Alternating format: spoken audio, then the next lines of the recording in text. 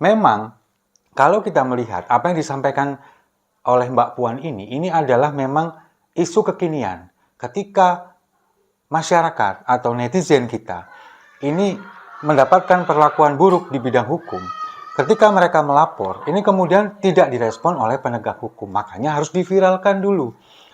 No viral, no justice, katanya Mbak Puan. Ini kan mengindikasikan bahwa apa? Bahwa memang kekuatan masyarakat ini memang harus dibentuk. Kemudian untuk penegakan hukum harus ada campur tangan dari masyarakat.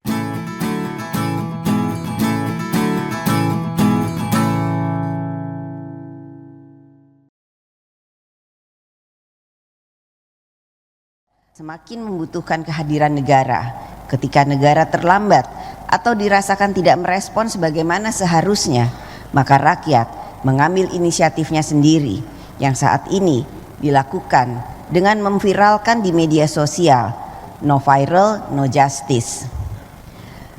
Hal ini menjadi tantangan bagi kita. Rakyat telah mempercayakan kekuasaan negara dilaksanakan oleh eksekutif, legislatif, dan yudikatif. Saatnya bagi lembaga kekuasaan negara tersebut menjalankannya. Salam damai untuk Indonesia, berjumpa lagi bersama saya, Papa Dimas. Informasi video tadi itu adalah pidato Ketua DPR RI Puan Maharani ketika penutupan masa sidang 5 masa sidang tahun 2023 tahun 2024 hari Kamis yang lalu. Memang kalau kita melihat apa yang disampaikan oleh Mbak Puan ini adalah memang isu kekinian. Ketika masyarakat atau netizen kita ini mendapatkan perlakuan buruk di bidang hukum, ketika mereka melapor, ini kemudian tidak direspon oleh penegak hukum. Makanya harus diviralkan dulu. No viral, no justice, katanya Mbak Puan. Ini kan mengindikasikan bahwa apa? Bahwa memang kekuatan masyarakat ini memang harus dibentuk.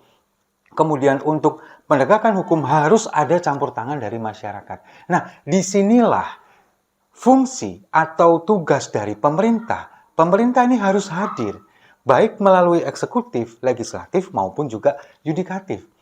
Dari legislatif, DPR RI adalah sebagai perwujudan dari rakyat, dari masyarakat. Ini kan kemudian mencoba menyuarakan ini dengan membuat produk undang-undang yang kemudian harus disahkan, lalu kemudian eksekutif sebagai pemberi kebijakan, kemudian mengesahkan itu semua, kemudian juga mengimplementasikannya, lalu kemudian yudikatif ini sebagai pengawal.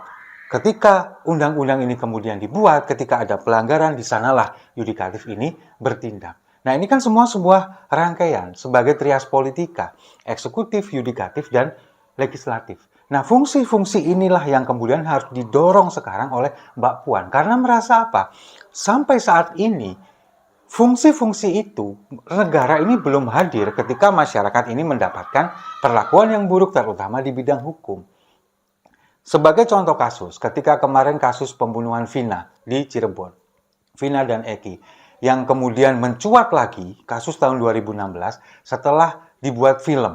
Filmnya viral, lalu kemudian muncul lagi nama tersangka baru, meskipun pada akhirnya salah tangkap dan akhirnya dibebaskan lagi. Itu kan dampak dari no viral, no justice. Lalu kemudian ketika kasus seorang siswa SMP bernama Afif Maulana di Sumatera Barat yang ditemukan meninggal di sungai dengan banyak sekali luka lebam dan juga patah tulang rusuk yang diduga itu dilakukan pengeroyokan oleh anggota kepolisian yang pada akhirnya juga CCTV-nya ternyata hilang atau rusak dan selalu terulang seperti itu. Tapi kan kalau misalkan ini nggak viral, juga tidak, keluarga dari korban itu tidak mendapatkan keadilan. Inilah yang didorong oleh Mbak Puan sebagai Ketua DPR RI, bahwa negara ini harus hadir, negara ini harus memberikan fungsi dan tugasnya masing-masing untuk kepentingan semua rakyat. DPR sebagai perwakilan dari rakyat yang ada di parlemen, yang ada di pemerintahan, ini kemudian juga mendorong eksekutif, mendorong yudikatif untuk mengimplementasikan itu semua. Nah, inilah kalau kita melihat sosok Mbak Puan, memang cocok sekali sebagai seorang ketua DPR RI pada saat ini. Dan dengan modal inilah kami semua meyakini, kita juga semua meyakini bahwa Mbak Puan ini nantinya akan menjadi the next Ketua Umum PDI Perjuangan setelah Ibu Megawati. Gak menutup kemungkinan seperti itu. Karena memang kan kemarin ketika di Rakernas PDI Perjuangan kan Bu Mega juga sempat mengatakan, seperti mengkode begitu, clue bahwa yuk kita tukar posisi, kamu jadi ketua, saya jadi ketua DPRD, kan seperti itu. Pada kalau kita menangkap itu semua, sebetulnya ini adalah clue bahwa nggak lama lagi, dalam waktu dekat, mungkin 1 atau 2 tahun lagi, kemungkinan kursi ketua umum dari partai terbesar di Indonesia ini akan diberikan kepada Mbak Puan. Meskipun itu nanti harus melalui proses voting, proses penghitungan suara voting yang dilakukan kepada seluruh anggota dari elit sampai dengan ke akar rumput. Tapi kita meyakini bahwa Mbak Puan adalah seorang yang cocok. Karena apa? Sekarang secara gen saja, Mbak Puan ini mewarisi gen atau keturunan dari seorang proklamator kita, Pak Karno. Pak Karno kemudian turun ke Bu Megawati, kemudian turun ke Mbak Puan. Ini sifat-sifat kepemimpinan mendarah daging di lingkungan keluarga mereka, di lingkungan keluarga Soekarno. Kalau kita melihat Bu Mega, orangnya ini adalah yang gigih dalam ketika ada masa krisis, kemudian juga sangat mengeratkan posisi di semua elemen parpol, mulai dari elit sampai dengan akar rumput, lalu kemudian juga orang yang benar-benar strategis, kemudian juga efektif dalam mengambil keputusan, ini kan juga sudah menurun di Mbak Puan. Bagaimana ketika dulu Bu Mega bisa melewati masa krisis ketika tragedi Kuda Tuli di zaman Orde Baru, lalu kemudian bagaimana ketika PDI Perjuangan menjadi oposisi selama 10 tahun di era Presiden SBY dari tahun 2004 sampai tahun 2014. Ini kan sudah teruji bahwa PDI Perjuangan ini di bawah kepemimpinan Bu Megawati adalah partai yang benar-benar kokoh, benar-benar teruji ketika menghadapi masa krisis. Lalu kemudian bagaimana ketika mengambil keputusan, sangat efektif ketika mengambil keputusan. Sekarang kalau kita melihat, yang terbaru, produk dari DPR RI, Undang-Undang Kesejahteraan Ibu dan Anak. Ini kan diinisiasi oleh seorang ketua DPR RI yang pertama kali dan satu-satunya perempuan yang ada di Indonesia, yaitu Mbak Puan Maharani. Karena apa? Karena sebelum masa Mbak Puan menjadi ketua DPR RI, ada Fadlizon dan teman-teman, ada Fahri Hamzah dan lain sebagainya, itu kan memang tidak terpikirkan sama sekali bahwa Undang-Undang Kesejahteraan Ibu dan Anak ini akan disahkan. Tapi ketika Mbak Puan menjabat sebagai Ketua DPR RI, ini kan kemudian diinisiasi, pada akhirnya dibahas dan disahkan untuk kepentingan kesehatan ibu, kemudian juga kesejahteraan ibu dan anaknya di masa 1000 hari pertama. Ini kan memang sangat penting, dan keputusan itu adalah sudah tidak mungkin bisa diputuskan, tidak mungkin bisa dibuat kalau tanpa berdasarkan pengalaman yang benar-benar matang. Sekarang kalau kita melihat pengalaman dari Mbak Puan sendiri, Mbak Puan ini sudah malang melintang di dunia politik sudah sejak lama. Menjadi anggota dewan itu sudah dari tahun 2004. Bahkan Mbak Puan pernah menjadi Menko termuda yang pada saat itu memecahkan rekor Menko PMK termuda di era Presiden Jokowi di tahun 2014-2019. Dan sekarang di tahun 2019 menjadi Ketua DPR RI, itu adalah bisa dibilang sebagai puncak karir politik Mbak Puan. Tapi tidak menutup kemungkinan di kemudian hari bisa meningkat lagi. Entah mungkin nanti dia menutup kemungkinan menjadi presiden, mungkin saja. Nah, sekarang kenapa saya bilang bahwa the next Ketua Umum PDI Perjuangan ini ada di Mbak Puan?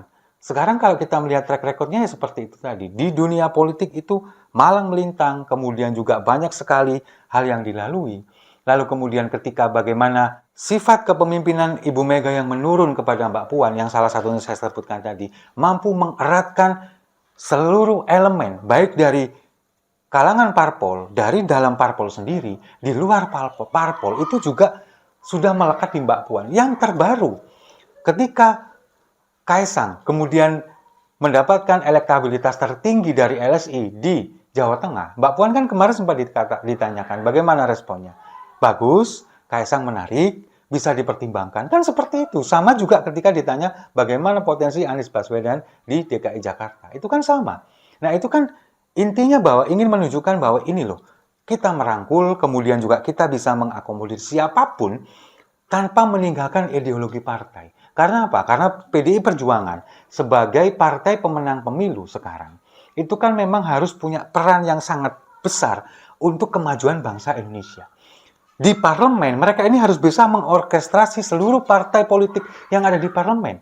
Dan itu sudah dilakukan di era 2019-2024. PDI Perjuangan dengan pemenang pemilu, kemudian Mbak Puan sebagai ketua DPR RI-nya. Dan kemungkinan nanti di 2024 itu juga bisa terulang lagi. Disitulah kontribusi PDI Perjuangan yang memang harus dilakukan demi untuk kemajuan bangsa dan negara. Meskipun nanti bisa dibedakan istilah koalisi atau juga oposisi, karena kita presidensial bukan parlementer, jadi tidak ada istilah oposisi, tidak ada istilah koalisi. Yang ada nanti adalah istilah di dalam pemerintahan atau di luar pemerintahan. Baik di dalam atau di luar pemerintahan, PDI Perjuangan sebagai partai pemenang pemilu sekarang ini harus punya kontribusi yang sangat besar kepada negara ini untuk kemajuan bangsa dan negara dan berguna untuk rakyatnya. Nah, disitulah nanti diperlukan pemimpin, sosok pemimpin yang benar-benar punya pengalaman yang luar biasa. Dan sosok itu nanti akan bisa diteruskan oleh Mbak Puan. Karena sekarang sudah ada Ibu Megawati, dan kemungkinan di 1 atau 2 tahun lagi, kursi kepemimpinan itu nanti akan diteruskan kepada Mbak Puan. Bisa jadi seperti itu, karena darah kepemimpinan mengalir dari kakeknya, dari ibunya, dan segudang pengalaman di dunia politik, meskipun di parlemen, kemudian juga di eksekutif, sebagai menteri, itu kan juga menjadi pengalaman yang sangat berharga untuk memajukan Partai Demokrasi Indonesia Perjuangan, partai pemenang pemilu di 2024 yang harus punya kontribusi besar di parlemen, mengorkestrasi semua partai politik di parlemen untuk memajukan bangsa dan negara ini. Dan itu hanya bisa diwujudkan kalau misalkan nanti suatu saat Mbak Puan menjadi Ketua Umum PDI Perjuangan. Dan Mbak Puan adalah jawaban masa depan PDI Perjuangan di tahun-tahun berikutnya. Setuju ya? Kalau setuju, mari kita minum kopinya sama-sama. Saya rasa itu. Terima kasih sudah menyimak. Jangan lupa like, komen, dan subscribe. Sampai jumpa di video-video saya selanjutnya. Buah jatuh tak jauh dari pohonnya.